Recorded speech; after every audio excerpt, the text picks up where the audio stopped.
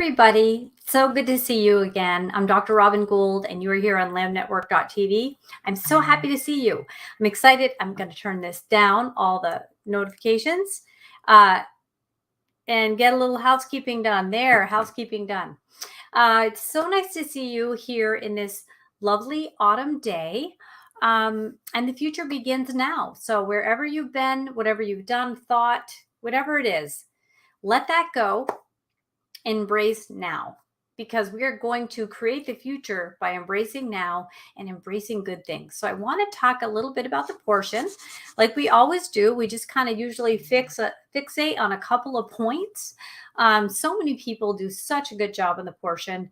And so I'm not going to certainly try to ever replicate whatever other people are doing. I'm going to just bring the attachment piece, which is what I do. That's my lane and my lens. So let's get started. Here's what we've got.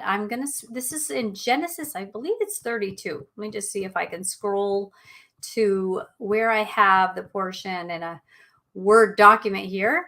Let's see here. Genesis 32:3 through 36:43. Now we won't read the whole portion. We never have time to do that. But I will start in the beginning and read a portion of the portion, and we'll just talk about a few of the points here. So let me start my timer. Here we go. So we're going to be just at the right amount of time. So this is Genesis 32, and we're starting in verse 3. Remember last time we talked about Jacob and Jacob's ladder, if you will, where heaven and earth were open together in the house of the Lord, which many people believe, as we were talking about, is where that Holy of Holies would be. And I think that's very exciting to think of that portal. And that's all another whole awesome topic. And temple teachers like Rico Cortez and Dina Dye and Joseph Good are so good at teaching that. So go ahead and check that out. But it says, and Jacob sent messengers before him to Esau, his brother. Now we know that Jacob and Esau, we know what happened with Jacob and Esau and how Esau didn't regard the birthright as valuable and forfeited it for stew. And Jacob inherited that and then fled. And we know about Rachel and Rebecca and Leah, right? We know about Rachel and Leah. And this is where Rachel, I believe, is pregnant with Benjamin at this point. But he sends messengers before him to Esau, his brother, in the land of Seir, the land of Edom, because he's to go to Canaan, right? Instructing them, thus you shall say to my lord Esau, thus says your servant Jacob, I have sojourned with Laban and stayed until now. I have oxen, donkeys, flocks, male servants and female servants. I have sent them. I have been sent to tell my Lord in order that I may find favor in your sight. So he's like, show up with humility and respect and recognition that this is my brother, and let him know we've got stuff. And the messengers returned to Jacob saying, we came to your brother Esau, and he is coming to meet you. And there are 400 men with him. So I can see why the next verse tells us that Jacob is greatly afraid. Because if you're meeting someone with 400 men with you, I don't think it's to carry the presents, if you get my drift, right? Right. Okay. So he was greatly afraid. And he knew Esau. What is he known as? A hunter. Right? He is a hunter. So he was distressed. So he divides the people who are with him and the flocks and herds and camels into two camps, which is a great strategy, right? If you want to preserve something and you've got one enemy, split it in two and at least part of it remains. So this is about legacy thinking, right? Protecting the lineage, protecting the legacy. And here he's thinking, if Esau comes to the one camp and attacks it, then the camp that is left will escape. And Jacob says, so he goes to prayer and he says, O God of my father Abraham and God of my father Isaac, O Lord, who said to me, return to your country and to your kindred, that I may do you good. Now, verse 10 is important. He says, I am not worthy of the least of the deeds of steadfast love and all the faithfulness that you have shown to your servant. For with only my staff I crossed the Jordan, and now I have become two camps. Okay, now I want to talk about this for a second. This is important because we talk a lot about value and worth and how that relates to attachment. Now, the principles of attachment are never what we try to fit the Bible into. I believe the Bible teaches us about attachment originally, and we strive to understand attachment by reading the Bible. So I'm not trying to make the Bible palatable. I'm reading the Bible from an attachment lens because I believe that's the lens the Bible places on somebody that's of the kingdom of God, that's in their heart. So the circumcised heart will see through an attachment lens, through a family lens. Attachment is about relationships. And God is our Father, and we are a family. Now he says, I'm unworthy. Now let's look at this for a second. This is the word, Strong's, it has it as 6994, katan. Okay. You see this word 4 times.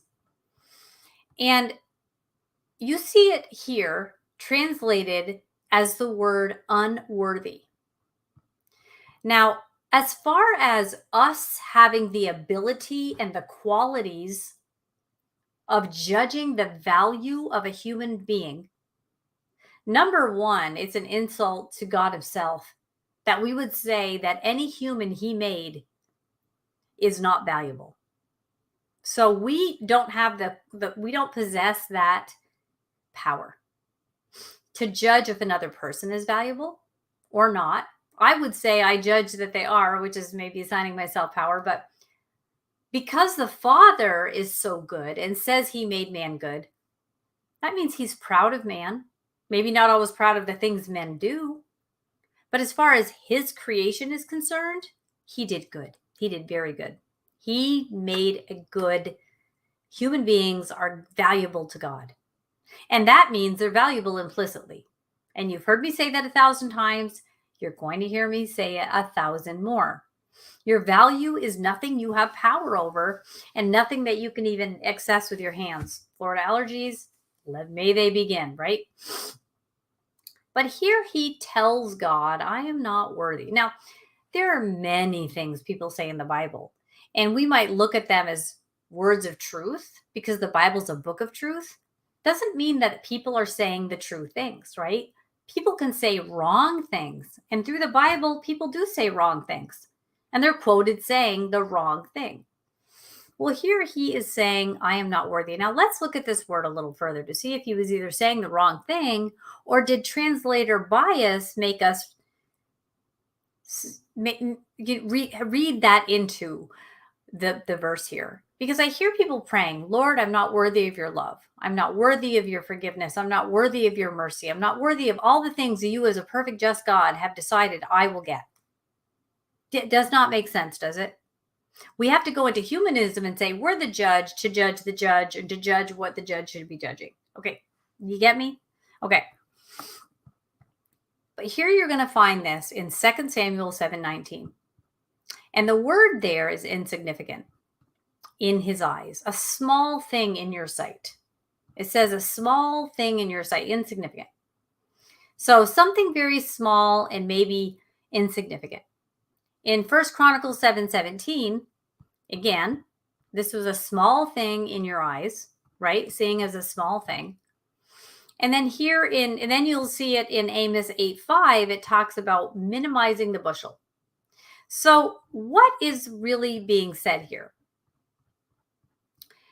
He says, I am unworthy. Now, I would say if Jacob is saying that, he's wrong that he's unworthy because the Father is to us beyond an earthly father. right? Like, this is your Father in heaven that created the universe and created you. Now, it could be that this is being translated wrong. What he's saying is, hey, listen, I think I'm just a little puny thing in your eyes. Or I'm not worthy because of things I've done. I don't know, and we don't know, and it doesn't tell us. But we get a little clue here with verse 11 where he says, please deliver me from the hand of my brother. So what he's saying is like, okay, I'm guessing. Okay. I am unable, I am small and unable to for all the things you've given me. Like, I'm not even able to work this out. Because then he says in verse 11, please deliver me from the hand of my brother, from the hand of Esau, for I fear him that he may come and attack me, and the mothers with the children. But you said, I will surely do good and make your offspring as the sand of the sea, which cannot be numbered for multitude. So I think what he's saying is, I recognize that in my human strength, nothing will be done. But you've made promises that I trust and I believe in. So I think he's actually not misquoting and saying he's unworthy. I think he's saying, in my human flesh as me, Jacob, this won't get done. But you've promised it, and I'm afraid. So what does that mean, right? It means you're going to have to do it, Lord. Now that's the attitude we need to have. That's where we get into where I think this next piece comes with Jacob, which is so exciting. Okay. So he stays there that night, and from what he had with him, he took a present for his brother Esau. He is humbling himself before his brother. He is showing family values, if you will, protection of his family, wisdom, maybe strategy. And 200 female goats and 20 male goats, 200 ewes and 20 rams, 15, in verse 15, 30 milking, let's see. Yeah, that's that verse. It says 15, 30 milking camels. I don't know if that's, yeah, that's verse 15. I guess they start right in the middle of that sentence. It's always odd to me when they do that. Because they inserted that in so we would have a way to reference the Bible, right? That wasn't in the original text. Like 15 wasn't in there. So it says 100 ewes and 20 rams, 30 milking camels and their calves, 40 cows and 10 bulls, 20 female donkeys and 10 male donkeys. And these he handed over to his servants, every drove by itself, and said to his servants, pass on ahead of me and put a space between drove and drove. He instructed the first, when Esau, my brother, meets you and asks you, to whom do you belong? Where are you going? And whose are these ahead of you? Then you shall say, they belong to your servant Jacob. They are a present sent to my lord Esau, and moreover, he is behind us. He likewise instructed the second and the third of all who followed the droves. You shall say the same thing to Esau when you find him, and you shall say, moreover, your servant Jacob is behind us.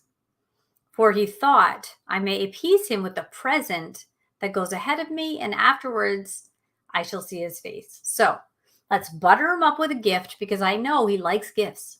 He likes stuff. He's a hunter. He wants to acquire things. So the present passed on ahead of him, and he himself stayed the night in the camp. Okay, so good strategy. Shows he's a servant. He's giving, not taking. He's acting out of fear, knowing that he's too small as Jacob to do this, right?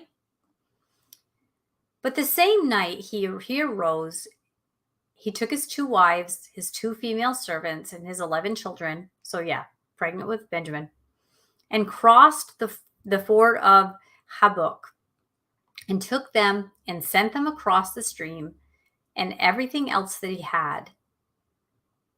And Jacob was left alone, like we all are when the lights go down, right? We're all alone. We all have those moments. It's just us and God working something out, working out our humanity, working out our understanding of our humanity, what our role is, what God's role is, how we've migrated from that, when we feel small, when we feel unworthy, whatever. And a man wrestled with him until the breaking of the day. Wow. Million sermons on this, right? When the man saw that he did not prevail against Jacob, this would be a messenger. This man, I would say, is a messenger, right? Sent by God, and essentially would be God, for all intents and purposes of what I think is being said here. He touched his hip socket, right? And Jacob's hip was pulled out of joint as he wrestled him. So he took the advantage of that sinew, right? That ligament. Then he said, "Let me go, for the day has broken." So this is all night long, even using his advantage of the hip, of grasping that. Doesn't say, and then Jacob biz ear off. We're not getting that, right? But Jacob says, "I will not let you go." So basically, I will not stop wrestling until you bless me. And he said to him, "What is your name?" Now, they know his name. We talked about his name last week. Was it heel on head, heel catcher, or was it supplanter? I think it was both, and both were perfect and good for him. Because I believe if he supplanted Esau, that was for good. And he says Jacob. So he's either way, it's either on the heel catcher protecting my head, or the supplanter of one that would forfeit something so valuable to take it on to serve it. He says Jacob. And then he says, so that messenger, whatever he was wrestling with, God, whatever, "Your name shall no longer be called Jacob, but Israel." So those two things that he could have been, having to supplant something, the adversary, or having to always protect his head from a weak place of weakness, right? Of love and following, but Israel, for you have striven with God and with men and have prevailed. So he married Leah. So a lot of the sages, they believe Leah and Rachel were twins, and that's why he didn't know. Okay.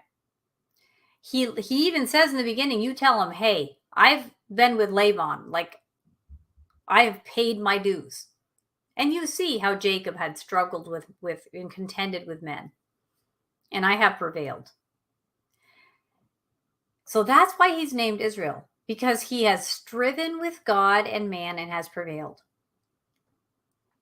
Then Jacob asked him, he says, "Please tell me your name." But he said, "Why do you ask my name?" And then he blessed him. So Jacob called the name of the place Peniel, saying, "For I have seen God's face to face, and yet my life has been delivered." So the fact that he wouldn't answer it, "Why do you ask my name?" Like, obviously, the only one that can change your name and give you that any form of identity would be God himself.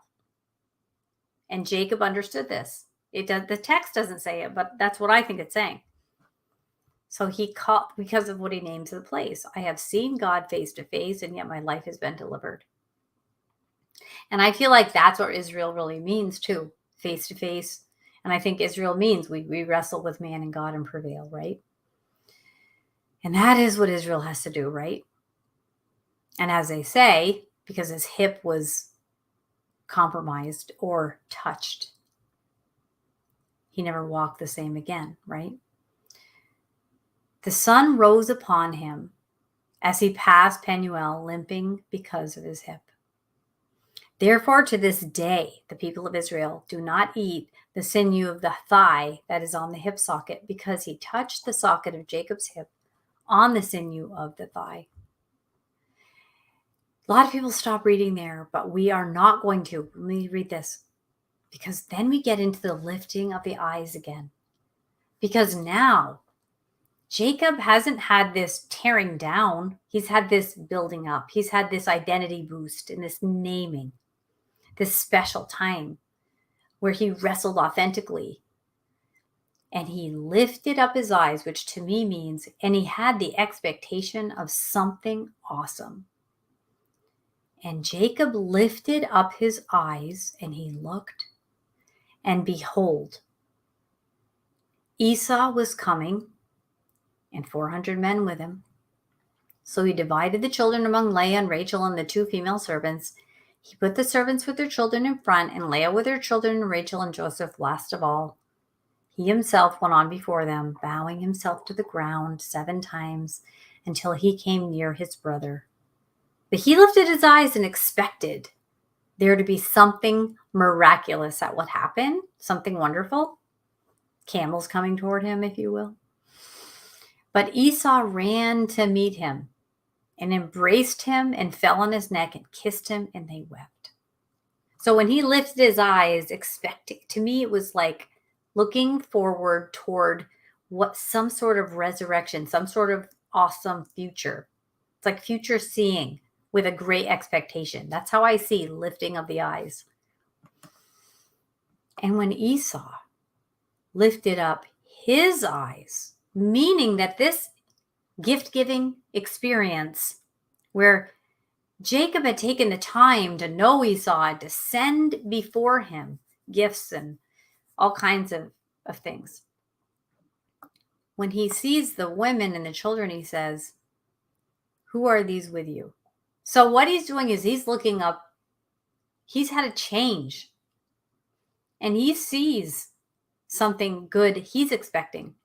And he says, "Who are these with you?" And Jacob says, "The children whom God has graciously given your servant." Then the servants drew near. Now they were like, okay, they're talking. This looks okay. They draw near in their children and they bow down. So they're showing respect, right?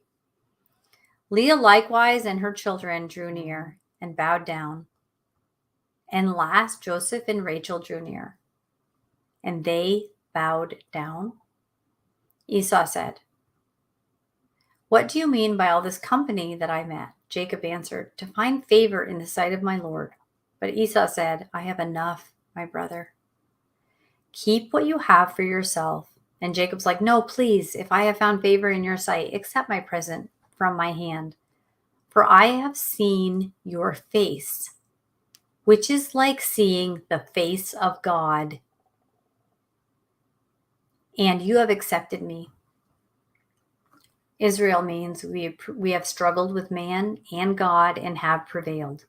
And he's equating this prevailing with Esau, where he had given a gift and bowed down and showed respect and found favor. He says, seeing your face is like seeing the face of God. And you have accepted me. Please accept my blessing that is brought to you, because God has dealt graciously with me and because I have enough. Thus he urged him, and he took it. So that transaction happened. That was a genuine thing he wanted to do, and he did it. So he prevailed with God and man. And he prevailed, he travailed with God and man and prevailed. And then when Esau says, "Let's journey on our way and I'll go ahead of you." But Jacob says, "My Lord knows that my children are frail and that the nursing flocks and herds are a care to me. And they are driven hard for one day and all the flocks will die. So let my Lord pass on ahead. Like, I've got too much baggage for you to have to deal with. I will lead on slowly at the pace of the livestock that are ahead of me and the pace of the children until I come to my Lord in Seir." So Esau said, "Let me leave with you some of the people who are with me." But he said, "What need is there? Let me find favor in the sight of my Lord. Let me do what I'm called to do." So Esau returned that day on his way to Seir. But Jacob journeyed to Succoth and built himself a house and made booths for his livestock. Therefore, the name of the place is called Succoth. And then it goes on. I think I'll just read the last couple of sentences here just to end this. No, I guess we'll end there. Okay. And he journeys on. And so much to unpack there. When I see you, Esau, my former adversary, but now we've made up, I've seen the face of God. So you know where it says, if you have a trouble with your brother, go fix that and then leave your gift at the altar, right? Then make your sacrifice, whatever. So what's interesting is, we will prevail in our travails if we have the Lord. And we choose to have the Lord in terms of, we always have, the Father's in charge of all, right? The Father is just in charge of all. He will always be in charge of all. And we have no choice in the matter. But we choose on whether or not they're starting to blow mobile on. Here we go. So we will travail with man. We will have disagreements. It's hard to deal with our fellow man sometimes. Sometimes our fellow man makes things easier. We help each other. We're a family, right? But when we are travailing, and you know what it can mean to make something right with somebody? It's just to stop quarreling with them. That can make something right. It's like, you know what? We're not going to travel together, Esau, because I've got stuff that needs to go slower. I'm not a hunter. I'm a tent dweller. Even though my name's changed because I have wrestled with man and God and prevailed, like I have brought my true self to the table and I have come up and I'm Israel, right? And I am that patriarch. And through and I have these 12 sons that are going to lead 12 tribes. I mean, this is really a big deal, right? But Esau, I have seen your face. It was like seeing the face of God. You've accepted me. And now here's my gift. Take it. And you know what? The gift was separation, right? And they separated, but on good terms. They were released, right? And this felt good because that's a big part of of how we wrestle with mankind. There are just certain capacities. We don't deal with different people. We know if people aren't reliable in certain jobs or in certain ways, stop depending on them and keep your relationships intact and good. If you have people in your life that are dominating, don't interact in that way so that that relationship doesn't continue to tumble down the hill and gain momentum and dirt as it goes, right? You just have to quit while you're standing and just end it and just let the Father deal with that.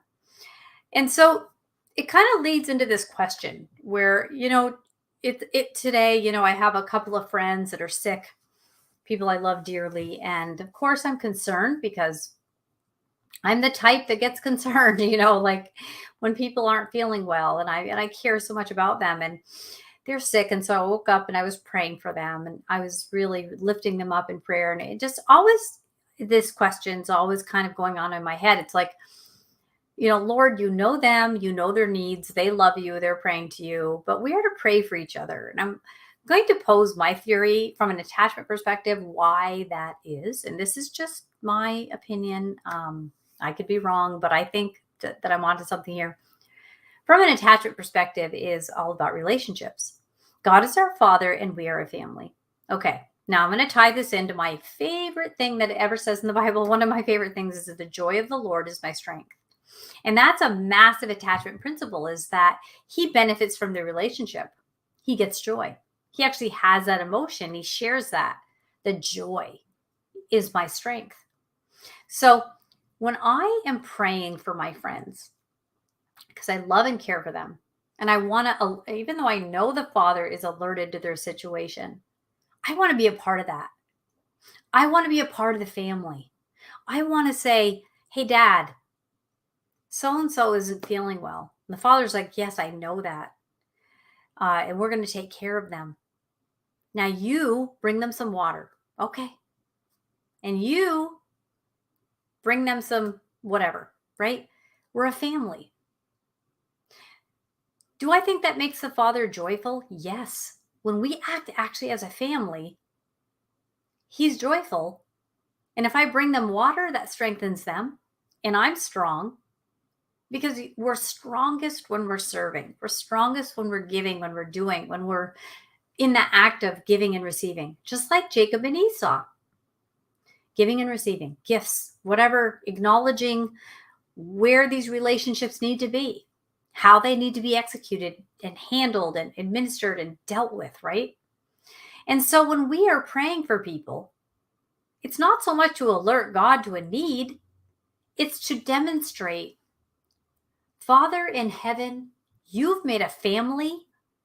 Thank you for the family. I'm honored to be a part of it.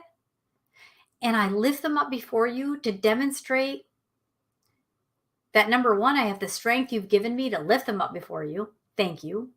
Father's joyful. Secondly, thank you for these people. I love them. Father's joyful. You appreciate your siblings, right? And Father, I want to be a part of this family. I want to know the comings and goings of my fellow man because, yes, I am my brother's keeper. I want to help them. I want to be with them. I want to travail with them. I want to be Israel. I want to travail with these people. And I want to prevail in love, compassion, and mercy, because that's what Jacob did. He wrestled with this whole Esau thing for so long. And when push came to shove and it was time to come back and he could have been an obstacle, Jacob's like, nope, I'm going to give. I'm going to provide. I'm going to bow. I'm going to serve. I'm going to be there. And I'm going to strategically send ahead of me my good wishes, my goodwill. I'm going to soften his heart. The Father's joyful, Jacob's strong. And they lift their eyes in great expectation. And what do? They found each other and they wept. And this was like this beautiful thing. Now, no, they didn't combine flocks, herds, and all the family and go travel on together. They didn't. But they didn't need to demonstrate that this was okay. Like everything worked out. Over many years, it didn't think of how long he had to work for. 14 years, right? Because he had to work 7 years to marry Rachel, and then he got Leah, and then he works another 7 years and has Rachel. And now, Rachel's pregnant with Benjamin, and they're coming back. And so there's a lot there that I think echo the principles of attachment now.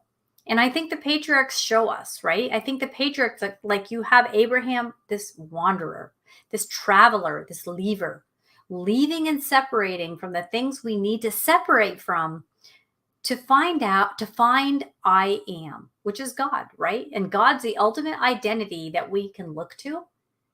It's because what he reflects back is the identity he gave us, and we're made in his image. So we have that ultimate traveler. And then we have this listening Isaac. Isaac's like, to me, the big listener. And at the end of his life, yes, he was blind, and he did have to go through different things that are confusing to us. Like he dug wells, getting the water. I mean, very prophetic and symbolic things that they did.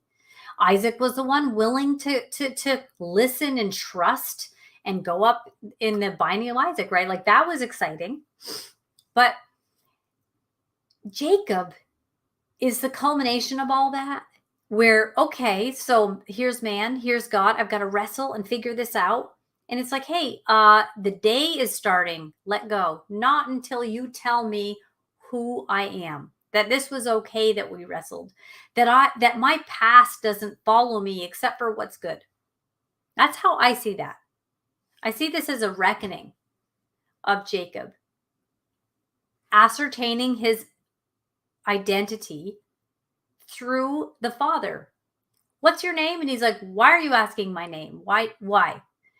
What he's saying is, you know my name. But what you need to be concerned with right now is, what is your name? And your name is Israel. Because you have wrestled with God and man, contended with them, and you have prevailed. And he had prevailed because he had already sent these flocks forward. He had already given the gift. He had already released whatever bitterness it was and said, I'm your servant Jacob, right? I mean, that's exciting. And when we put together the idea that we are a family, that we are all in this, that we are all on this planet travailing together over hardship. We're all walking through challenging, lonely times. As far as hardship, I think we're in early days, to be honest, which makes for an interesting follow-up sentence that things could accelerate and probably will in hardship. And what we do is when parents know their children, right? Parents know their children. God is a parent, and he tells us he's the father. But of course, he exceeds our human abilities because he's omnipresent, omniscient. He's omnipotent. He's all that, right? We're not. So sometimes one of my children, when they were younger, would come up to me and say, hey, listen, so-and-so skinned their knee and they thought they might get in trouble because they ripped their pants and they hid their pants, but I think their knee might get infected. You need to go check on them because they got hurt and they didn't mean to. And then I would go, hey, it's okay that your pants ripped. I don't care about that, but let's take care of your wound. Thank you, other sibling. Thank you, other son, for caring about your brother and bringing this to my attention. So now we can't think the way the father thinks. We can imagine what it might be like, but living in that nation is an image. So we try to stay out of that. But at the same time, we do know the father knows so-and-so skinned their knee and hid their pants. We get that, right? And yet we're asked to submit our prayers and to a God who knows, to a parent who's already on it.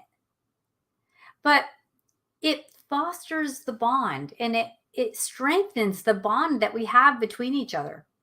When my friend says, hey, I want all the prayer I can get, it's saying to me, you're a part of the family and I need you and you need me. And this is a time when you're going to give to me. So I'm like, okay, yes. And what do I want to do? I want to be like Jacob. I want to send gifts. Anything I can bring you, send you. Do you need anything? Here's the best I can do. You live in another state. I'm going to forward you information about treatments or whatever, that I might know, that you might not know. And we're all going to pool together and you're going to get all the resources that the kingdom has to offer you because you're worthy, right? You're worth love. And that kind of thing, you feel strong. Father, you just lift this family up. We lift up their safety, every cell in their body. May their body fight and prevail. And they will prevail. And how do I feel when I say that? I feel strong. I feel strong because I'm part of this family. I feel strong because that makes the Father joyful. There's no pride in this, aren't I good? It's no, Father, you're joyful. And that strength, the joy of the Lord is my strength. When he's happy, I feel strong. You know what makes the Father unhappy? When we disobey his commandments. And you know what's the Torah hinges on? Loving him with every fiber of our being and loving our neighbor as ourselves. And when we are doing that, when we lift up one of our precious brothers and sisters to him, what could make him more joyful? And that's a strength that I need, a joyful Father. And that's what I want. That's the kind of strength I want.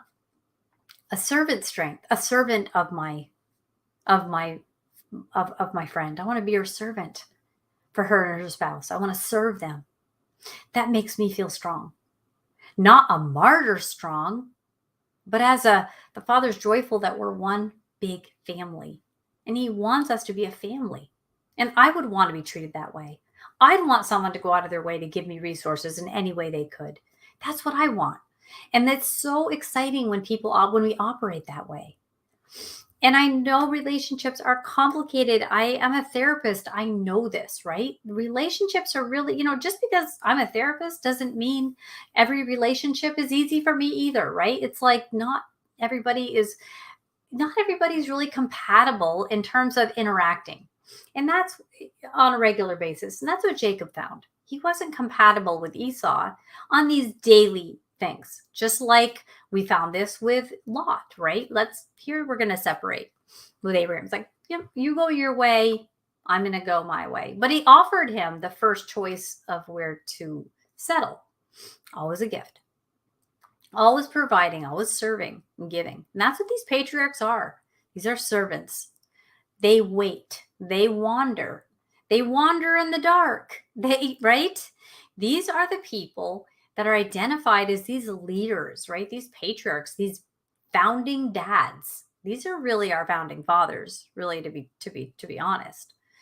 And it's exciting, like, to read this story about how, what did Jacob need? He needed to know that heaven and earth met in the house of God, where the Father put his name. Like, that's important. He needed to know Father's in control. That's an attachment principle, that the stronger party can meet the needs of the weaker. Okay, I can strive with that.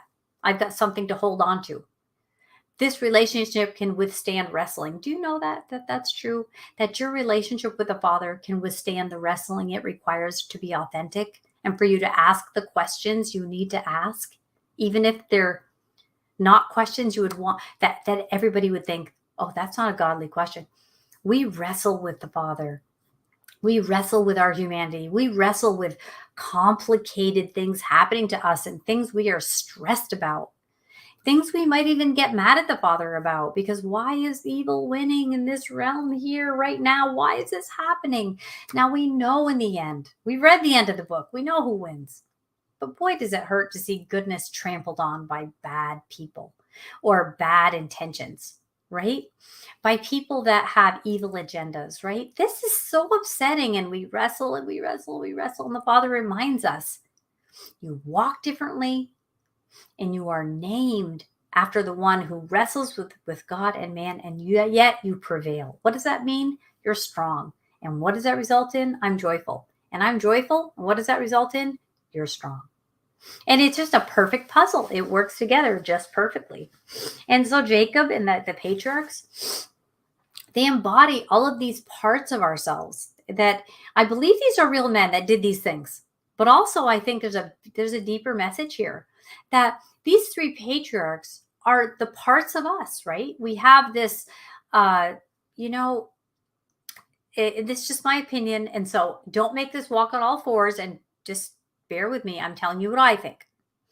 Abraham's like that outer court of the temple. He's wandering until he finds the place to go, and he's got his eye on the ball, right?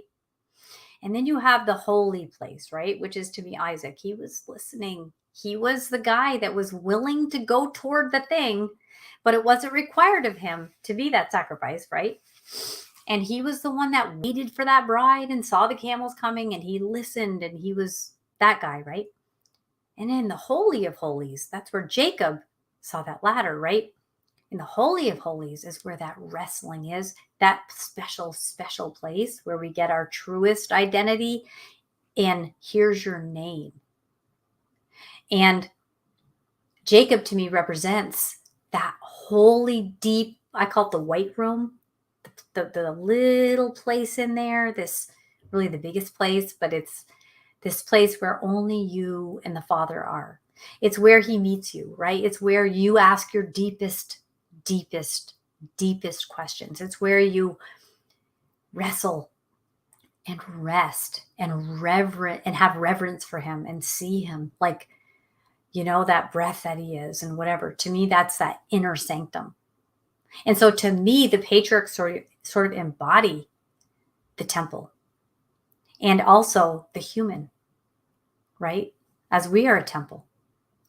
And so we are careful and we are committed to protecting the sovereignty, protecting what goes into this temple, not letting anything pollute us, anything that was ever, attached to death. We don't insert this into our body. We keep ourselves clean. We eat clean. We want what goes into our mouth clean and what comes out of our mouth to be clean. And when we have questions, we wrestle with the Father on it. Maybe we find safe containers and friends we talk to, but we don't gossip. We don't spread slander. Even if it's true about somebody that they did something wrong, we have a safe container where we bring these things and we leave it there and we don't talk to others. And the Father doesn't want us to divide each other, because when we gossip about somebody, that person could be going through a massive life change, and the bad, mean thing they did to you, they could have repented for and changed their ways and have a beautiful ministry ahead of them. And if you've gossiped, you're continuing to carry this gossip around and spreading it, you know what's going to happen?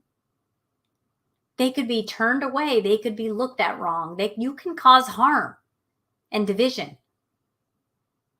Now, Jacob wrestled with Esau. This terrible thing was so hard with him. He's not wanting to kill him. He's a hunter. But no, Jacob's like, nope, I am not going to be in division with him. Now, I'm not going to travel with him either, but I'm going to give him a gift. I'm going to serve him. I'm going to love him. We're going to weep. And they outwardly wept that they had reunited these two nations. So yes, sometimes we feel like our neighbor is another nation. We get that. That's hard. Maybe we don't travel in the same circle, but we are a gift to each other in the best way we can, right? And so this story to me kind of culminates this patriarchal structure, I find, that I feel like is so much deeper than meets the eye, and is such an important part of understanding that the Father always gives us pictures, whether we realize it or not. He gives us pictures of how to see things. He gives us a form, and we fill in the pieces with some of these other details. But when we read the Bible through an attachment lens, we always can trust that the Father is going to meet our needs, that the Father is the character we rely on more than we rely on our own character. So in this case, the Father is telling Jacob, here's your name and here's why. Go forth. You've already shown me your humble heart toward your brother. And I see you want to be a part of this human family and love people. You care about that. And so Jacob is such an incredible example of wrestling and prevailing. He marries Leah, which means weak eyes, but he wanted Rachel, which is that young ewe, like that lamb, that baby lamb. Now, being born again, become a baby lamb, right? What do I want? I want the baby lamb. What am I going to get first? The weary one. To me, that's another metaphor. The Father accepts the weary one, and the weary one is buried next to him even. Jacob, right? That's you. They were buried together. And that young lamb, that young juicy lamb, right? That young bride is still weeping, right? Because of what we'll talk about in future portions. But it's a message about Jacob, about what would look like a nefarious way of obtaining a birthright, and yet was it? I don't know. I can't judge that. Rebecca already knew that these two nations were adversarial. That it was prophesied that the older would serve the younger. So if Jacob supplanted, good. If he did it by deception, controversially, I'll say good. I don't know. Rebecca knew. Rebecca watered the camels and watered her own chariots to arrive at her destiny. And she knows how to work the system. I don't know. It was a lie. Is that wrong? Well, the midwives lied and they were given houses. Or is it a picture of the Father works everything toward the good? Everything. All things. Even when we do something wrong. Though there are consequences embedded in that as well. But in the end, right? So maybe you have a kid who's two kids and they were going to go fishing, or the kid wanted to go fishing with the dad. Let's say a kid wants to go fishing with his dad, but he didn't clean his room. So the father says, we're not going fishing. So there's a consequence. But all things work toward the good. We're called to believe, in his purpose. So maybe that kid needed that discipline more than he needed fishing. And that worked toward the good, even though the consequence was built in. Win-win. That's because our God is so good. It always works out. It's never for us to doubt. And when we doubt, we wrestle. And when we wrestle, we're honest. And when we're honest, we can be connected. The truth will set us free. Because it's the lies that keep us in prison, right? That makes sense to you? I'm going to see if I can see anything in the chat here. Let me just look here. I don't even think it's on. Nope, the chat is not on. So we're not going to be able to do that, unfortunately. But it's always nice to hear what people have to say. But yeah, so that's the nature of prayer from my perspective, is to be a part of the family, to be up on what's going on in the family and not so self-absorbed that we're all about ourselves. And to know what other people care about. And to tell the Father, you know what?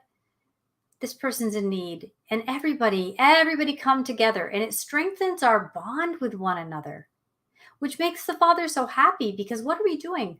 We're loving him with everything because he's our ultimate answer and the great physician, while we're loving our neighbor as ourselves. Now, what could be better than that? Nothing can be better than that. That is the Torah, all in one. There is the Torah. That is what we live in. That's the strength and the joy in which we traverse this difficult planet. And that's why we make it through. And when hard times come, and they're coming, right? What do?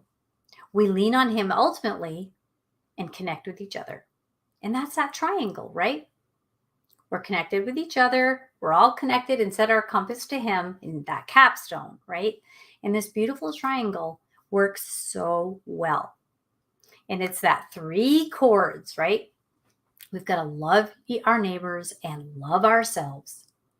And above that, love God with everything. And against that, there is no law, meaning that when you're doing that, the law works itself out because it's automatically what you're going to do. When you're operating like that, the law is fulfilled, meaning that, what would it mean? The law is to help a stranger. Now, if I went up and helped a stranger with the flat tire, and guess what? I fulfilled the law. That didn't mean when it says help the stranger, I just automatically did it. That fulfilled the law. That didn't mean the law went away. It meant that that's what the law was for, and I did it. And so, yeah, you kind of get a lot of theology into what does fulfill me, right? And I actually write about that in one of my books. I can't even remember which one. I want to say nope, I don't even remember. But I have my 4 Becky books, and let's see. I've got Peter's Vision, 21st Century Words, and Colossal Controversies. And those are 3 about the dietary laws, but they go much deeper than that, or somewhat deeper than that. And also I have my Divorce and Remarriage in the Bible. And so go ahead and check those out. I also have a children's book called The Forgiveness Tarts. And that's a book that I was hoping would be like a holiday classic. And I would love families to be able to read that together.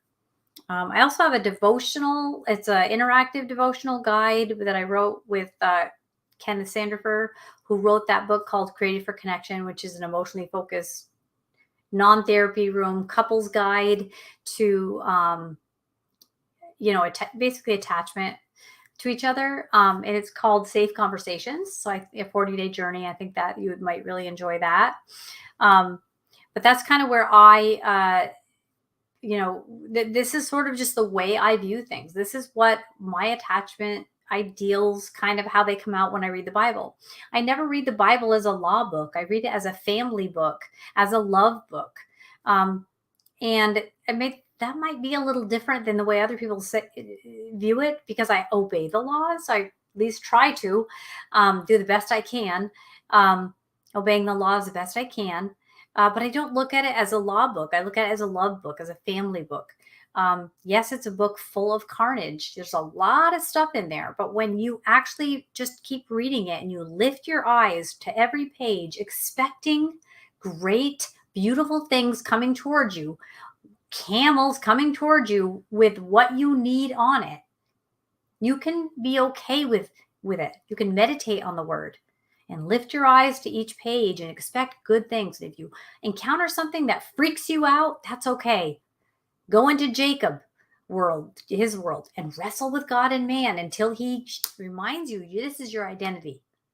You and I can wrestle and we'll be okay. But you know what? I've got your hip. The way you walk is going to be because of me, because of what I'm going to do to you. And you know what? When we trust the parent, it's fine. We trust the parent. The parent says, nope, you're not going fishing. Because if I let you go fishing and you think it's okay to break this law, something might happen in your heart today that's going to make next week harder as you're older and as you're becoming more set in your ways. So the Father is all wise and all knowing. And we need to understand that future begins now. We need to get that. And so anyway, I think we've had a really great day. I think that these themes are just there's some vital parts of who we understand our identity is, who we understand, the Father is, and knowing who he is will show us who we are. And knowing who we are will show us who he is. We are humans. We are not God. We are to love God as God and be humans. We're not little g gods. We're not competitors of him. Nothing is an alternative to him. We embrace our family and we love the Lord our God with all our heart, soul, strength, and mind. And we love our neighbor as ourselves.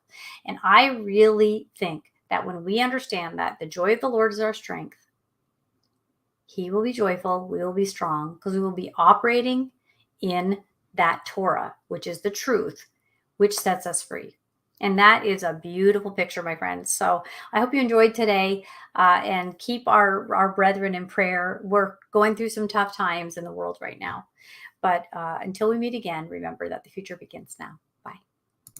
We are richly blessed to bring you what we believe is the fullest, most diverse, yet up-to-date progressive teachings, discussion, and prayer programming you can find anywhere on this planet. Be sure to take the tour of the MessianicLambRadio.com website. I'm Susan Hoogie, thanking you for joining us on the Messianic Lamb Video Network.